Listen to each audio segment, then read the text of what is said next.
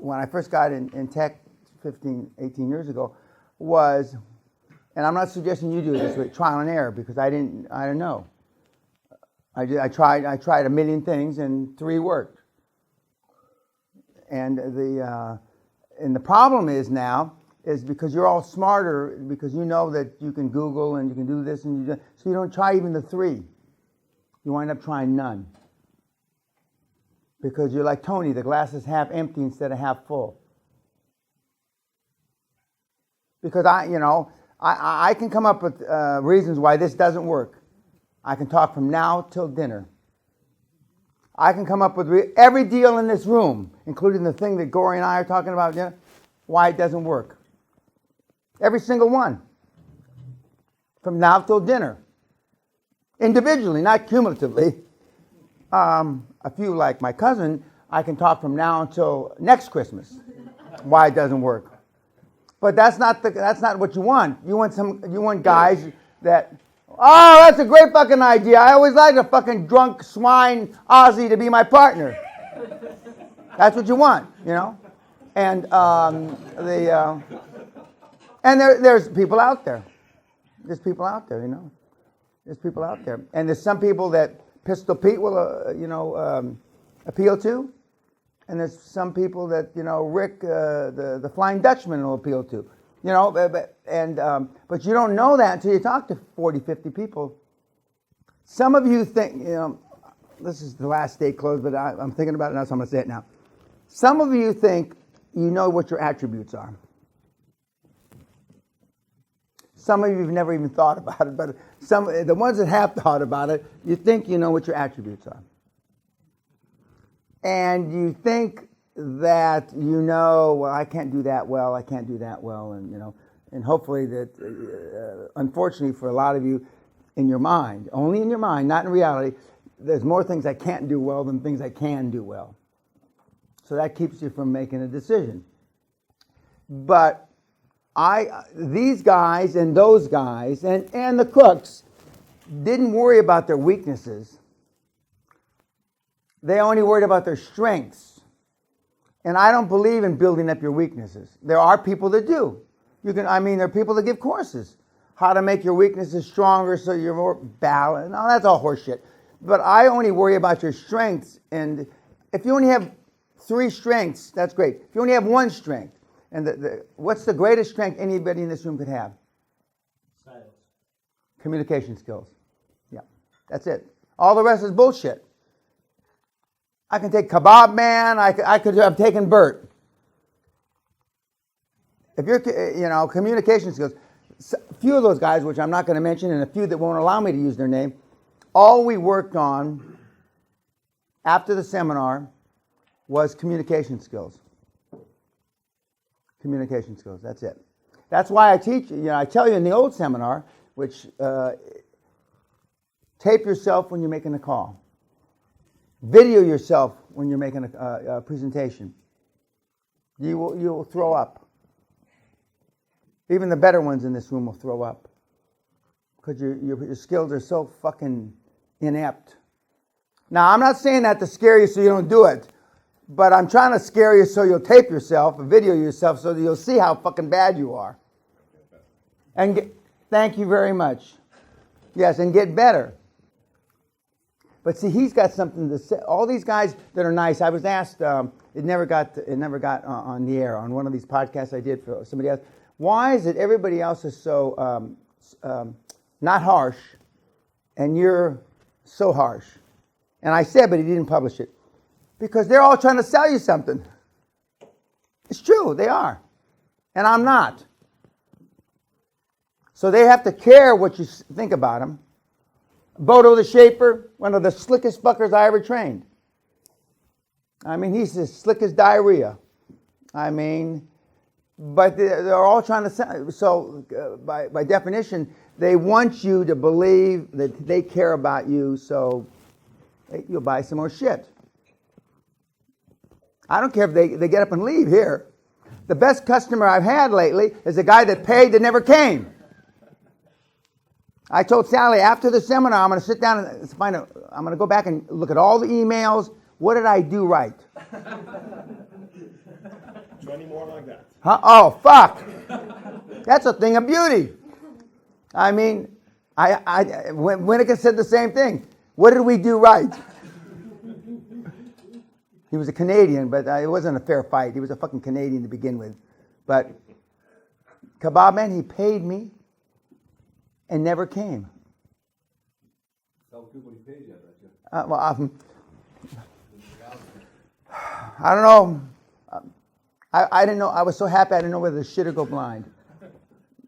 But getting back to, okay, communication skills.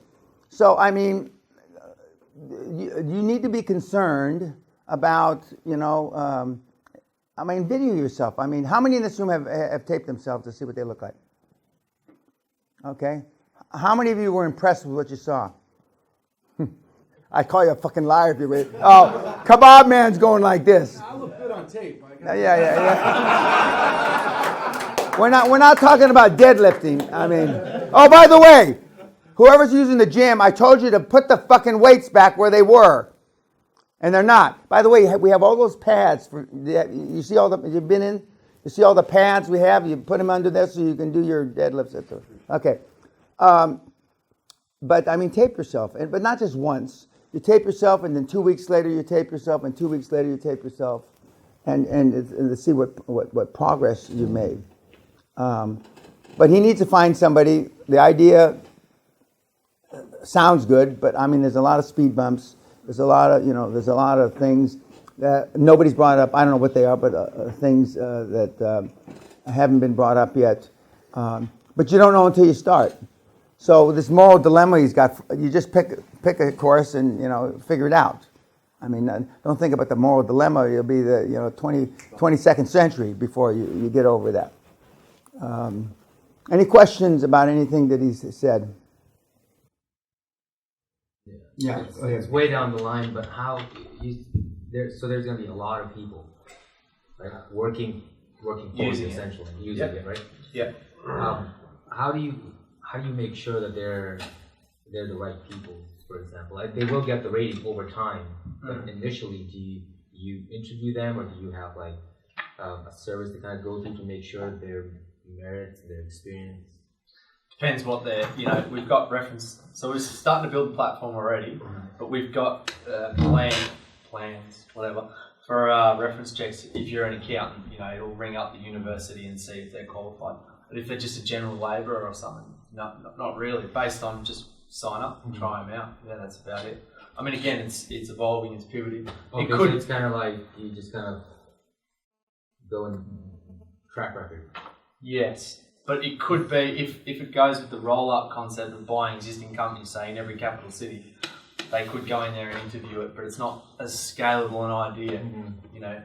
End of the day, I thought about it, you just put a credit card on there, so both parties are committed. So the company's working, potentially has to put some money up, so he's got skin in the game, something like that, There's a number of ideas and stuff, it's all on paper, but potentially as well, people can, if they don't have a track record, I had an idea, because there's a lot of youth unemployment, 20% in Australia, like people under 18, unemployed. So those guys could go and put themselves on the service for a day's free work to volunteer their services. So someone, like Guthrie could trial him out to sweep the floors or whatever, and he builds a track record. That makes sense. It'll be Rick. Yeah, Rick. Yeah, but I mean, it's just a fucking idea at the moment. So. Yeah, but when you talk about, and don't call them just a fucking idea. And don't do like Anthony says, I'm not ready. That's bullshit. I mean, you guys, the sound, if you listen to yourself, hardly anybody sounds positive about anything. You got it. No, wait a minute. You got excuses already. Just guess what? Those excuses come to fruition, and becomes a self-fulfilling fucking prophecy. And that's why I didn't correct every word. Not when, if I do. No, when. And you don't hear me use those words. And I've trained myself long time ago not to use those words. Because, when I told you, when I had an almost 95% close ratio, the old thief lawyer, Kelly Norwood, he says, Dan, if you say if, nobody's ever going to buy anything from you. is when. And I used to, put a pen in my hand in a contract, and then, give me that pen and that paper. No, in the thing. And now he'd be a roller. I fucking sell him in 2 seconds. But I go like this, and he's thinking about it. You and the missus across from the kitchen table, and then I'd let the pen slide from my hand, and he catches it, right? And then I take his fucking hand. Now, see, you guys wouldn't do that. Tell me why you wouldn't do that, Tony. What in your upbringing would keep you? This is Chinaman to Chinaman. What in your upbringing you wouldn't hold the contract, let the pen slide down, then take his fucking hand?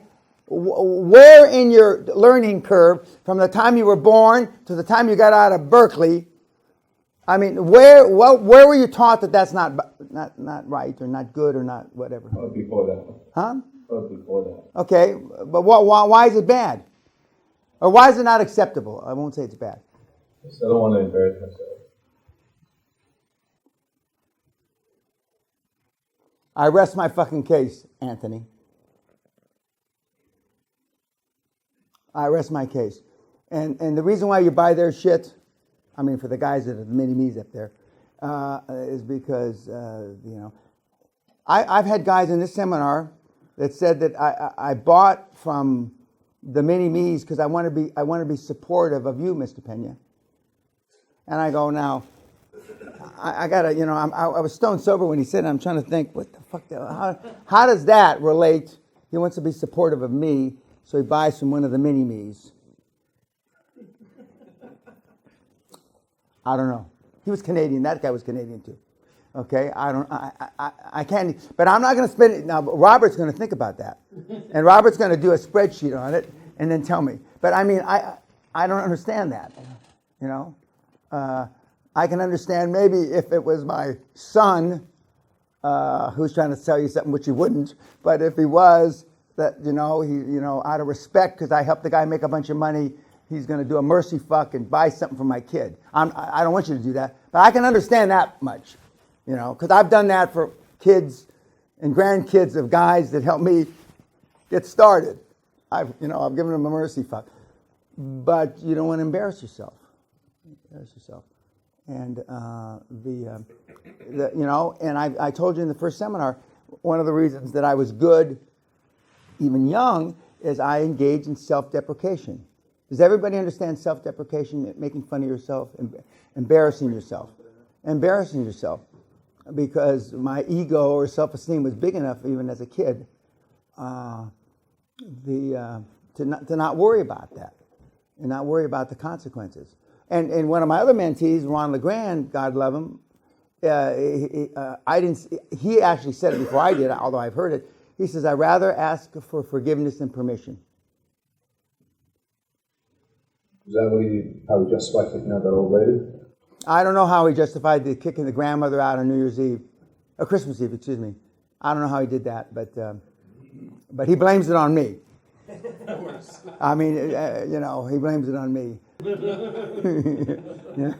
It was Allah's will, Allah and Dan Peña. Yeah. Okay, any questions for him? Okay.